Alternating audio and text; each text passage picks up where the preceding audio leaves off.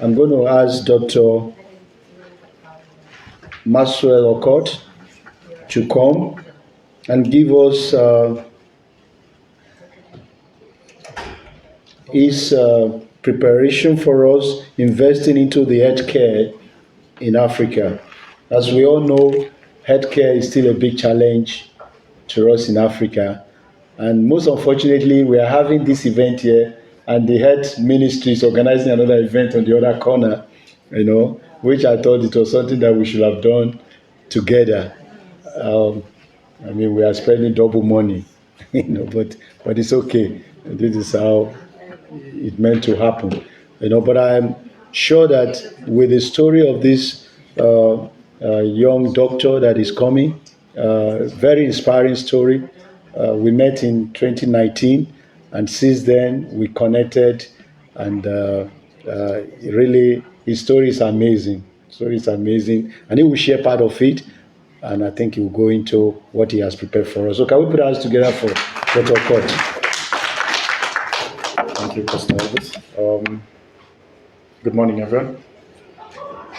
I prepared a speech. I don't think it's a setting for a speech because sometimes I always say speeches tend to be very boring. Yeah. So talk to us. Don't use I'll speech. probably set it aside. As you've been told and all protocols observed, ladies and gentlemen, my name is Dr. Maxwell Okoth. I'm a medical doctor by training from the University of Nairobi. I'm 36 years old. I'm the founder and CEO of Roy Family Hospital, which trades in Kenya as RFH Healthcare. Today we have 9 outlets with a total of 245 beds capacity. Our main hospital is the RFH Specialist Hospital, which is a 100-bed capacity, multi-specialty that has CT scan, four theaters. We offer specialized surgeries, spine, neuro, orthopedic, obstetrics, gynecology. We have about 70 specialists within that panel. The other one is a maternity bed hospital, 50 bed. We have other boutique, I call them boutique hospitals because they are 30 bed, 25 bed, 30 bed, 25 bed, spread across Nairobi. Our plan is to expand across the whole city and then go into medical insurance. So we have a sister company called Redleaf Africa. Redleaf Africa is a micro-insurance scheme because we realize that insurance penetration in Africa is one of the lowest ever. In Kenya today, we sit at 3% insured population, and that's one of the best performing countries in Africa. If you add our social insurance, which is the government scheme, puts you at 6%, and that's the biggest purchase of health service today. So what do we do? I've interacted with quite a number of people across the continent. I have friends in South Africa, in Lagos, in Ethiopia, in Egypt. Having been privileged to attend Harvard Business School at some point, I've gone to Stanford Business School as well. I'm currently at University Yale Business School. I've had the privilege to get various points of what we go through in African continent, and the story is the same. When I'm in the city as a young boy who's made it in life, my mother's in the village struggling with hypertension and diabetes, and people need me to send money to the village. And so these are the stories from KwaZulu-Natal to Accra to Abuja to Gambia here in Banjul. And this narrative needs to change. While the growth across the continent has changed over time, today in Kenya we'll start thinking of telemedicine and home care. In another country in Africa, people are still struggling with basic access of just a basic clinic facility. There are countries in Africa that do not even have a single dialysis machine as we speak today. These have done them. And just to take you back with the story of Roy Family Hospital, I started in the year 2011, 19th September to be precise.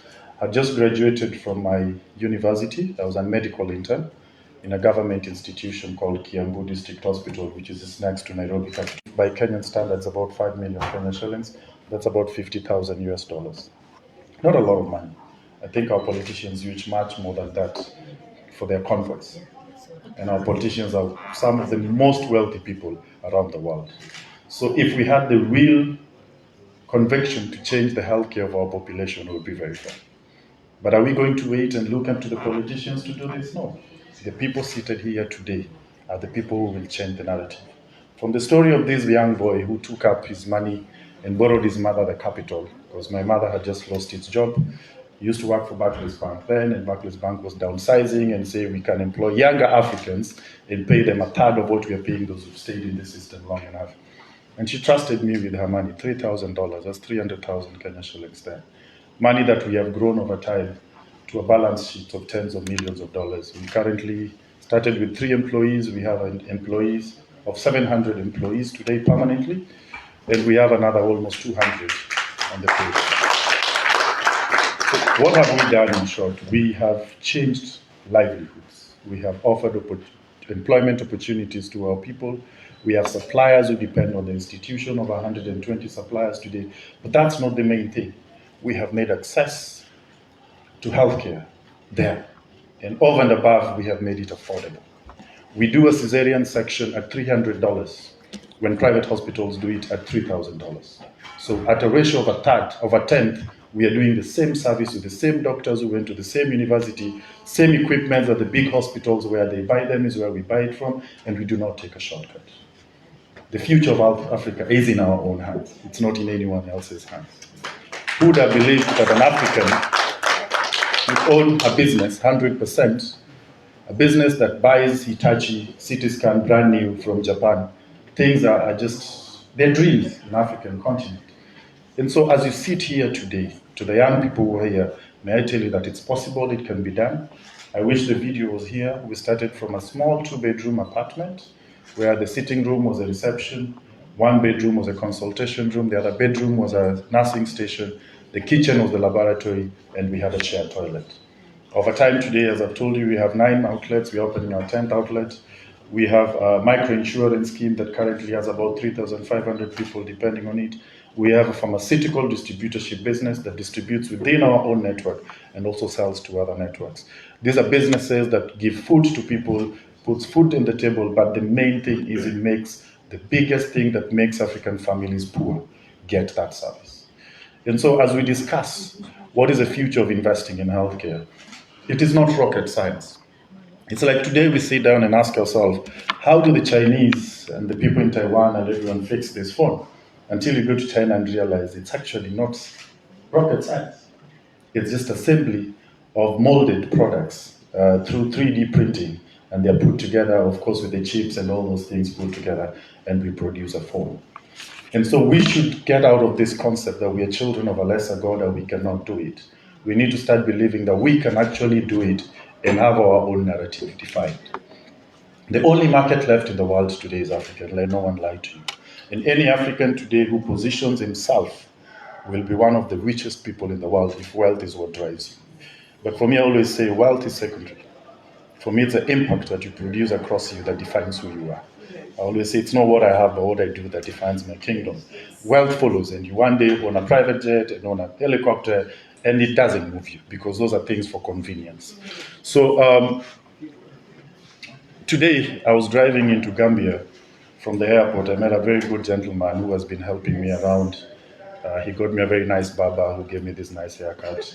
I'm even thinking, why do I should think of going home with him, probably start up one of these celebrity barbershops and see how we can do. Because the talent across this continent is immense. You can never get it anywhere. If there are places for roads to be built, it's only Africa that needs roads today. You understand me? If there are places for expressways to be built, it's only Africa that needs expressways to be built. If there's any place that needs a subway to be built, I don't know, is there an African country that has a subway today? Yes, Ghana. Amazing. I mean, that's visionary. So if one country out of 50-something has a subway, then that tells you we still have a market for 56 or 50? 51. 54 more subways to be built. Do you know the ratio of building a subway to an on-road? It's 5 times. So that tells you, if there's any person with the capacity to build a subway, the only place they'll get a market is in Africa. Why can't you position yourself to be that person who will do the EPC and contract and negotiations to be part of that subway to be constructed? But today my talk is healthcare.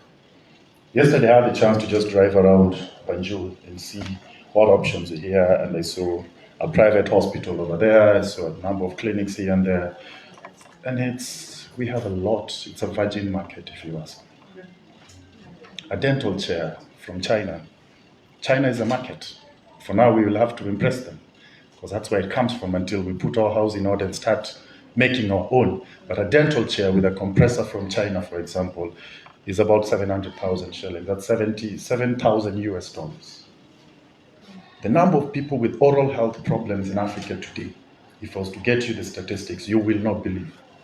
Most of them will end up extracting the tooth because we do not have the capacity to sort this tooth by doing root canal treatment and all these other options that we have.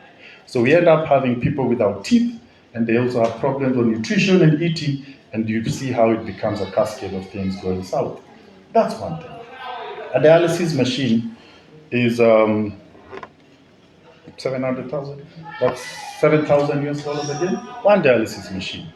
Per session, if you use a dialysis kit by Kenyan standards, that's 6,000 Kenya shillings. That's $60. You understand me? Per session.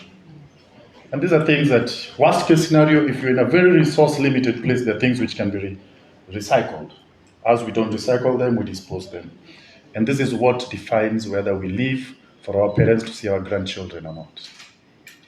And so we end up not having full family lives because of basic things that we can be able to change. So how is it possible to do this? Because maybe some of these figures are looking insane and ridiculous for some of us seated here today. For some of us, it's pocket change. Probably that's your flight ticket to one place to the other. You understand me? So let me talk to that person who thinks these figures are out of the world.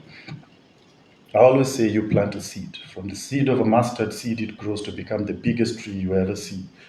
How do you start and plant a seed? Start with what you have. What resources do we have today? Have you saved a life with what you have in your hands? From there, the trust that grows with it, and you grow organically and grow organically and grow organically. There's a lot of capital out here, and especially for African businesses who have packaged themselves well, have understood what corporate governance is, have understood how to package a business and have turnovers which can be represented and be brought forward in a tangible paperwork. And I mean, IMF is here looking for people. Africa Development Bank, the other day I was seated on my email, and I get an email from Africa Development Bank. I'm like, this son of a teacher from the village can get an email from AFDB. Because they're looking for promoters in Africa who have shown that we can stand on ourselves, improve ourselves, that we can be trusted. That's why today Tony Elumelu is being given billions of dollars to be able to transform lives, because he has shown the concept that it's working. How many more Tony Elumelu can we have? Every time I travel, I always zoom my Google Maps just to see where I stand, and I realize I'm at the farthest end of the continent, coming from the other end of the continent. How many stops down the line? 5 stops off the line. If I was in America, that would have been 1 flight. So how do we break these barriers that stop our communication? How can Maxwell set up his business in Gambia and say, I'm going for breakfast in Nairobi so that I can come back tomorrow and go to Cairo for my next business meeting? Because what we need to do is consolidate our market first. 1.2 billion shilling people as a market, assuming you only take 10% of that population and serve them well. That's why China produces a $1 billionaire every single day, because they sell to a market that is available.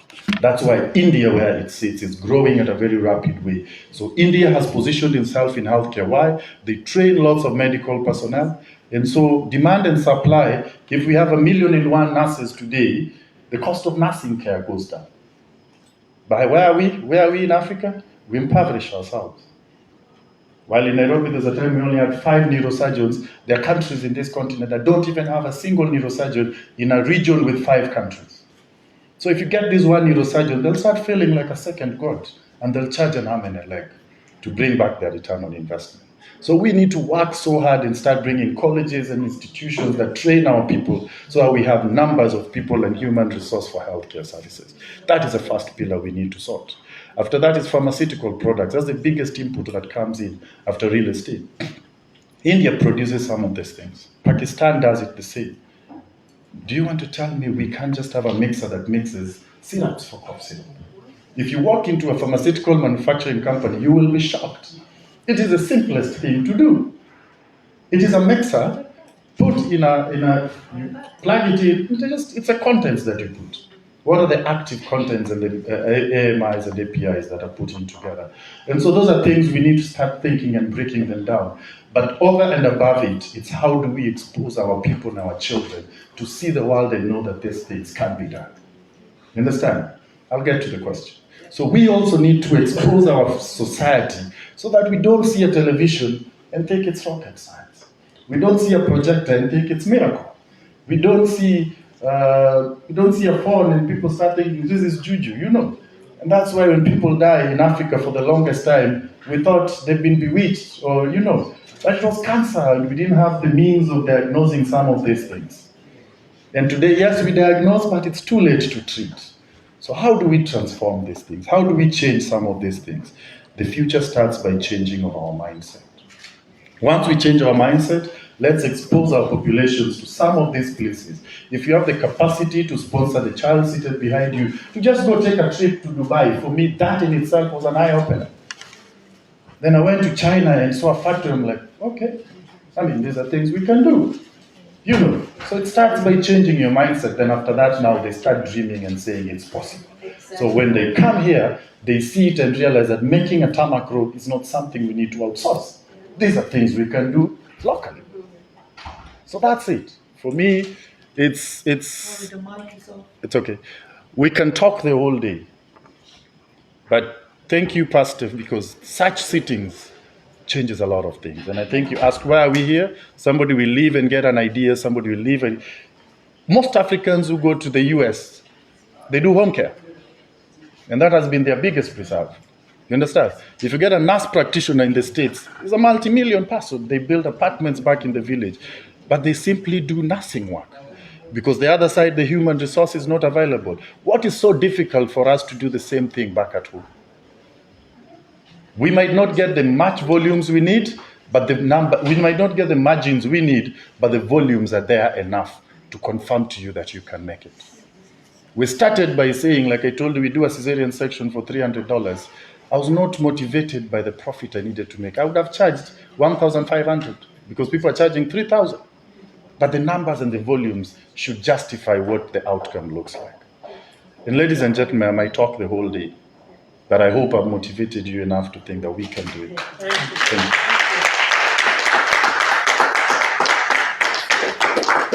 Thank you so much. You go straight to the point because one of the very sensitive file of Africa is the healthcare, education, economy, and all those goals of sustainable development. So today, I've been always going to Africa and trying to do something. I don't want to specify to talk about countries, but there is a lobby in healthcare. They would not let you in. So this is we know. I bring many lines of factory for Panadol, for syrup of cough from India. I bring whole system, and always there is something to block you. Today we need made in Africa. We don't need to export and import. We need to satisfy the needs of the country. So I think if we put some strategy and good infrastructure together and see where is the visions are going, and we remove those lobby, we can. Like this country is so beautiful. There is a lot of opportunities in Gambia. I was fascinated. Beautiful. The first things what I asked, how many universities? They say to me, one. For hospitals. Yeah, for when hospitals. I Googled, I asked 20 small clinic, okay, maybe more than 30 schools. And the infrastructures of the country is a huge and beautiful and flexible, and the land is green. How we can help each other for one B2B and collaborate for building together Mama Africa in the proper way. What you highlight is the reality, but between the lines, so we need to go to infrastructure. I think in Africa, it doesn't need no one, not China, no America, no Canada, no one. It's a need leadership. And we shift the mindset and to accept the reality. Africans are strong. They land them with 50 fils. And here they sell them with nearly $10, which is, huge. A cookie. Why we have to import? This little bakery Bakery, can make yeah. a lot of bread and In your own cookies. bedroom, you can be able So to there do is that. a lot of, when you talk about dental, I mean, Russia have possibility to ship everything. Why we are referring always to China? In the end, I need infrastructure, leadership, and education. Education. I was also surprised that there is still alphabet. People who don't go to No. school. So we need to empower the future leader, which is the youth, empower the women's, remove the gender equality which is there, and give awareness about healthcare. And thank you for highlighting this. Thank you also to the Voice magazine and to the government of Gambia giving us this chance to be together here, because this is the startup and we have a lot to do. Thank you. Thank you very much. I want to reiterate what you said. There are very good stories happening in Africa, and I will also not say all is not lost. Today, there's AFTA, Africa Free Continental Trade Agreement, that wants to remove all the barriers in Africa. And that's a very good document. If you can go and read it, please read it, because that's where we are going to. So just familiarize yourself with Africa Free Continental Trade Agreement. Today, there are 4 countries that have been used as pilot. I was in Lagos the other day. They have a free zone. It's beautiful. I mean, I can go there, put money, manufacture anything. Anything I bring in as import is not being taxed. I will export it without tax unless I'm selling it into the country. And so those are positive things happening. I like what our going president in Kenya did. The infrastructure is out of this world. I travel there, I'm like, wow, looks like I'm in New York again, you know. And so the good stories happening. I always say, those who will want to object you, they will catch us when we are ahead. Look for the areas with opportunities. So after election, me and my family went to Zanzibar. And Zanzibar is a beautiful city. Very nice island, beautiful. All the tourists who used to go to Lamu and Diani in Kenya shifted to Zanzibar because our security situation became a problem, and they don't take things for granted. The other day, my wife was telling me after I arrived here that the immigration police came to interview them just to find out if they're comfortable. And that's a country that means business. You understand? So when you enter, they know where you're going to live, which hotel are you in, and they came and said, we want their guests, no, we want to talk to them. So how was your stay? Is everything okay? Is fine? What? So in Zanzibar, I was shocked. Our cab guy would leave his car in the parking with the key at the dashboard, and there's money in the glove box, and we walk out. And I was like, whoa, there's still heaven in Africa. So there are areas with positive stories. So let's also not blanketly condemn Africa. I believe there are areas. And so if there are these people who want to come in, please bring them to Kenya. I'll definitely work with them, because I still believe there are things we have done in Kenya. Every place has bad seeds that we want to spoil those things, but they're still good people. So let's work with those who are able to work. If there's that guy who has a dream in Gambia who wants to partner with us, please come and let's talk. Let's move with it. You know. So, I mean, there are countries that will put barriers for you because there are cartels that it works to their advantage. I was in, and please forgive me, I'm not saying any aspersions on anyone. These are stories. So I asked myself, how is it that you have blackouts every day? And I was told, there are people who benefit from the blackouts, and you cannot touch them. You understand? So that's the story. It's a mafia cartel somewhere. But I always believe, and I choose hope. You understand? I choose hope that there's a darkness, there's always a light that will come and penetrate. And so we need to stick to the light, and we light and shine that road and move with it. There is one thing, we should not compare citizens of 6 million with 60 million. This is the point. Because many people take Dubai is a beautiful city, but we are just 10 million. So you cannot compare them with 250 million in Nigeria. And the people, they want all to be like Dubai. No. Cannot. Gambia, for me, is the land of opportunities. We have to go from this meeting, business summit, with some feedback and some act, because in Gambia really we have a lot of opportunities and it's green, and we can make a business, we can make trade, we can really make a lot of things in any different industry. I think this year is the year of Gambia. I hope, Pastor, that at the end of this day you will have talked to Gambians to allow us to come in. You understand? Yes. So allow us to come in so that we are able.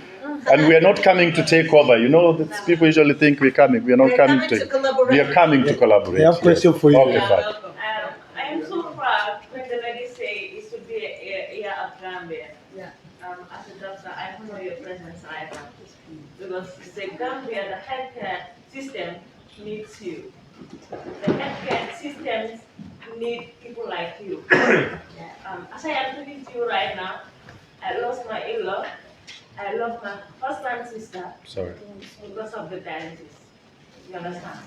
So when it comes to hospitality in our country, we are behind. The women are dying in the hospital. You understand? As I'm speaking to you, we have a laboratory in the Gambia that are willing to manufacture them at Barcelona base. But these people are not allowed to do the manufacturing in the Gambia. The government gives them the license to manufacture, but they cannot put this medicine in the market.